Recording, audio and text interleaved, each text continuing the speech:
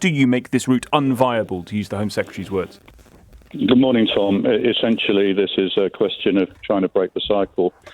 We've seen it in other countries. We've seen it in the Mediterranean with Greece and Italy. We've seen it in Australia. And the only way really to stop the boats is to effect instant returns, as the Home Secretary says. But unfortunately, in order to do that, that requires a bilateral agreement with the French. And it seems at the moment the French aren't prepared to tango.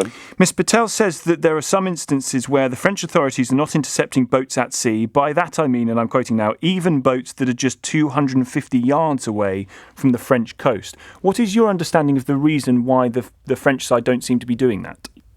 Well, that's their interpretation of maritime law, Tom. It's hugely complicated. There's a UN Convention on the Law of the Sea, which deals with rescue at sea and territorial waters and so on. And then there's also, of course, the 1951 Convention on Refugees. So the whole maritime international structure is geared up to search and rescue. I mean, nobody wants anybody to drown, of course.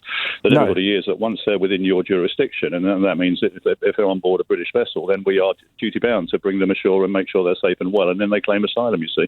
Now, if we can't return them to France immediately because France is a safe third country, we don't have an agreement for that other than the Dublin Convention, which doesn't really work, then, people are going to keep coming, Tom, because, they can see that actually success is simply to push off from the French coastline and get picked up by a British vessel, and that's really where we are. And we've seen the numbers grow and grow. In fact, this year, as I say, more than 2,700, which is the highest, which is more than there were in the whole of last year. Do you see this, Tony, as a problem that is only going to increase? Yeah, well, I fear it will do, Tom. As I say, we've seen, haven't we, in the past what's happened in the Mediterranean. This maritime threat is relatively new. I've been out the border force for a while, but I mean, it wasn't the biggest threat when I was there. We didn't think these waters were navigable, but they clearly are, and the numbers are going up, and it just fuels the supply chain, you see. So what we really need is a joint agreement with the French to be able to return them. But I would say, Tom, back in the day, and it's about 2001, 2002, we were getting many more than this coming across on the ferries from France and even through the new Channel Tunnel.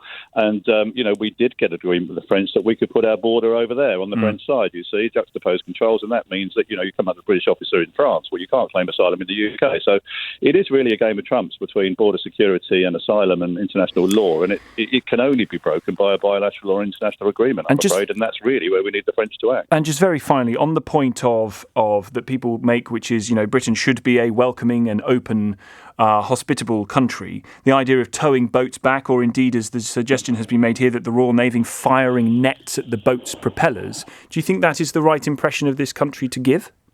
No, it's not, Tom, frankly. But on the other hand, we do need to discourage international smuggling. People will drown. This is international organised crime. I think the French would agree with that too. So we do need to find a sensible proposition which balances out the need to give refuge to people who are coming here genuinely for fearing persecution, not just here, but in the whole of Europe, and get the numbers right on that. But at the same time, to put the criminal gangs out of business, because it's a miserable business, Tom, and it is international organised crime. And I hope the French would agree with us on that. And I wish the Home Secretary well. I hope she can get the breakthrough we all want.